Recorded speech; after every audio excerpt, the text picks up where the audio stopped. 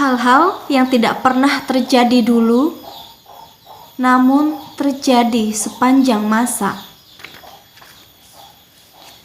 Sejarah adalah studi perubahan yang ironisnya digunakan sebagai peta masa depan. Halo Sobat Literasi, Assalamualaikum warahmatullahi wabarakatuh. Welcome back to my YouTube channel Miss Vera_ID. Alhamdulillah hari ini aku bisa membuat video ini untuk melanjutkan pembahasan kita sebelumnya dari buku Psychology of Money by Morgan Housel. Well, sekarang ini kita sudah masuk ke bab 12 yang berjudul kejutan. Kejutan maksudnya apa sih? Ya, jadi kejutannya ini nanti akan ada banyak surprise, hal-hal yang tidak terduga yang terjadi di masa depan, yang ada kaitannya dengan sejarah. Ya, jadi langsung aja aku bakal bacain khusus buat sobat literasi semuanya, buat kamu yang mungkin lagi santai atau lagi melakukan aktivitas apapun, boleh sambil rebahan atau sambil duduk santai atau tinggal di loudspeaker aja video ini, kamu bakal dapet insight, inspirasi, dan juga wawasan yang insya Allah bakal berguna banget buat finansial kita ke depan. Oke? Well, langsung aja aku bakal bacain dari Morgan Housel yang dia menuliskan di sini bahwa Profesor Stanford Scott Sagan pernah mengatakan sesuatu yang seharusnya dipajang di dinding semua orang yang mengikuti ekonomi atau pasar investasi, yakni hal-hal yang tak pernah terjadi dulu terjadi sepanjang masa. Sejarah umumnya mempelajari peristiwa mengejutkan, namun sejarah sering digunakan investor dan ahli ekonomi sebagai pedoman masa depan yang pasti benar. Anda lihat ironinya? Anda lihat masalahnya? Mengapresiasi sejarah ekonomi dan investasi itu bagus. Sejarah membantu kita menyesuaikan harapan, mempelajari di mana orang cenderung keliru, dan mempelajari di mana orang cenderung menawarkan pedoman kasar mengenai apa yang mungkin ampuh. Namun sejarah bukan peta masa depan dalam bentuk apapun. Satu jebakan yang menjerat banyak investor saya sebut sesat pikir, kalau kata Morgan Housel, ahli sejarah sebagai peramal. Terlalu mengandalkan data masa lalu sebagai sinyal kondisi masa depan di bidang di mana inovasi dan perubahan adalah pendorong kemajuan. Anda tak bisa menyalahkan investor yang melakukan itu. Jika Anda memandang investasi sebagai sains keras, sejarah bisa menjadi pedoman sempurna untuk masa depan. Ahli geologi bisa melihat data sejarah semiliar tahun dan membuat model perilaku bumi. Ahli meteorologi juga bisa. Dokter juga bisa. Cara kerja ginjal dari tahun 2010 hingga 1020 ya sama saja. Namun, investasi bukan sains keras. Investasi adalah banyak orang membuat keputusan tak sempurna dengan informasi terbatas mengenai hal-hal yang akan berdampak besar bagi kesejahteraan mereka. Sehingga orang cerdas pun bisa jadi gelisah, rakus, paranoid karenanya. Richard Feynman, ahli fisika masyhur, pernah berkata, bayangkan betapa lebih sulitnya fisika jika elektron punya perasaan. Nah, investor punya perasaan cukup banyak. Makanya, sukar untuk memprediksi apa yang akan mereka lakukan kelak. Hanya berdasarkan apa yang mereka lakukan dulu. Batu penjuru ilmu ekonomi adalah pernyataan bahwa segala hal berubah seiring waktu. Karena tangan tak terlihat membenci apapun yang terus-menerus terlalu bagus atau terlalu jelek. Investor Bill Bonner pernah menjabarkan bagaimana pasar bekerja. Dia pakai kaos bertuliskan kapitalisme sedang bekerja sambil membawa palu. Hanya sedikit hal yang tak berubah dalam waktu lama. Artinya, kita tak bisa memperlakukan ahli sejarah sebagai peramal ya. Lagi ke peramal.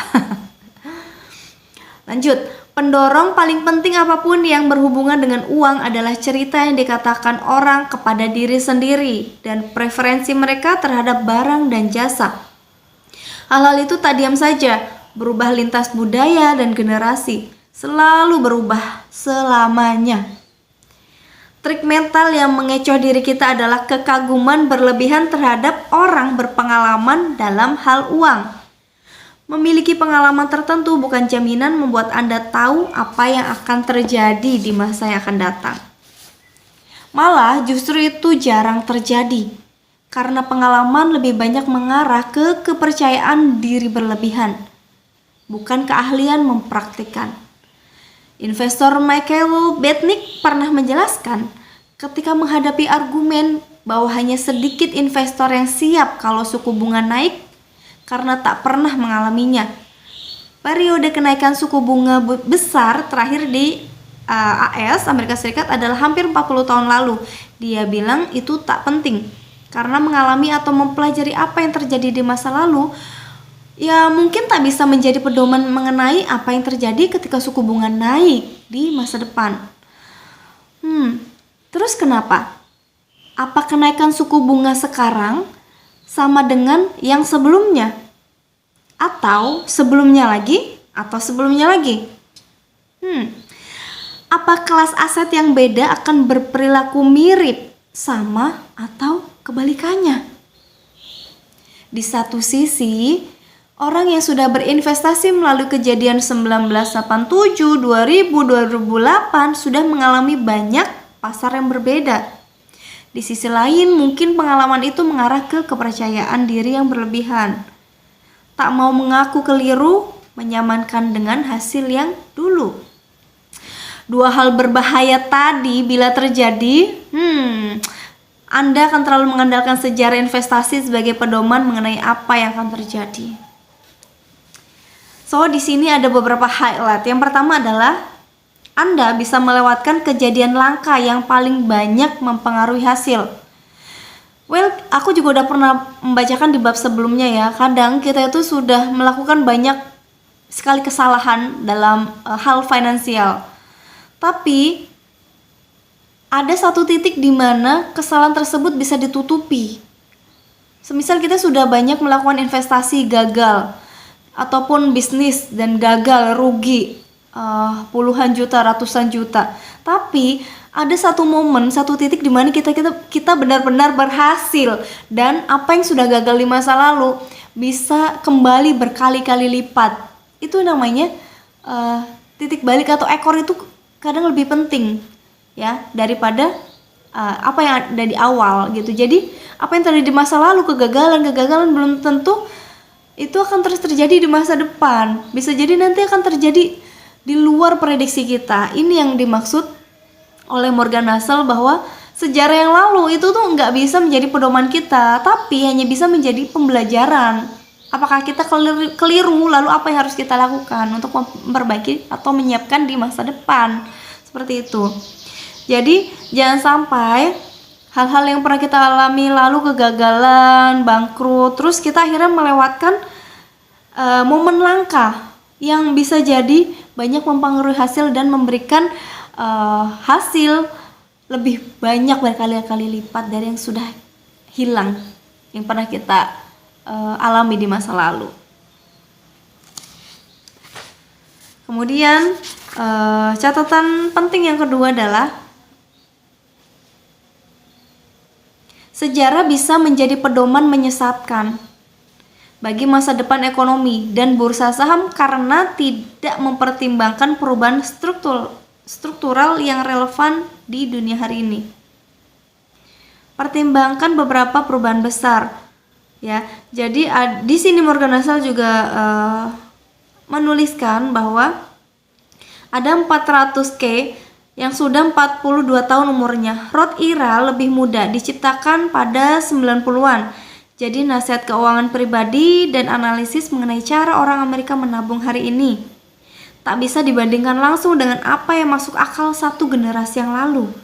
Kita punya pilihan baru dan keadaan berubah. Atau model Ventura. Model Ventura belum banyak di 25 tahun yang lalu. Hal ini ada pemodal Ventura yang lebih besar daripada keseluruhan industrinya satu generasi lalu. Di memoarnya, pendiri Nike Phil Knight menulis mengenai hari-hari pertamanya berbisnis. Tak ada yang namanya model Ventura. Pengusaha muda tak punya banyak pilihan dan pilihan yang akan dijaga oleh pengawal yang takut resiko dan tak punya imajinasi. Dengan kata lain, bankir. Itu artinya semua data sejarah sampai beberapa dasawarsa ke belakang mengenai pendanaan perusahaan baru sudah kadaluarsa. Pengetahuan kita mengenai siklus investasi dan kegagalan perusahaan yang kita rintis tidak didasari sejarah yang panjang, karena cara pendanaan perusahaan sekarang benar-benar paradigma baru dalam sejarah. Bukan berarti kita harus mengabaikan sejarah ya ketika berpikir mengenai uang. Namun ada nuansa penting. Makin jauh ke belakang dalam sejarah, kita memandang seharusnya pelajaran yang diambil makin umum. Hal-hal umum seperti hubungan orang dengan sifat tamak dan rasa takut, bagaimana perilaku orang dalam tekanan, dan bagaimana orang menanggapi insentif itu cenderung sama saja sepanjang zaman. Sejarah uang berguna untuk hal-hal yang semacam itu. Namun, tren spesifik, jual beli spesifik, sektor spesifik, hubungan sebab akibat yang spesifik mengenai pasar, dan apa yang orang harus lakukan dengan uangnya selalu menjadi contoh evolusi yang sedang berlangsung. Balik lagi, ahli sejarah itu bukan peramal yang bisa menentukan masa depan kita. Oke, pertanyaannya, di akhir video ini akan ada pertanyaan nih buat sobat literasi semuanya.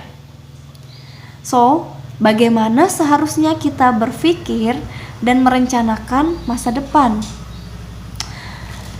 Well, kita akan bahas pertanyaan tadi di bab selanjutnya, yang pastinya di bab 13 yang berjudul Ruang untuk Kesalahan.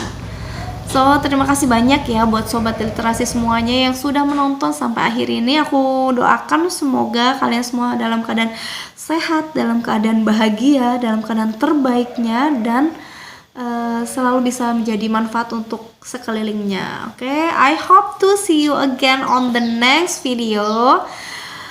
So, thank you. Assalamualaikum warahmatullahi wabarakatuh.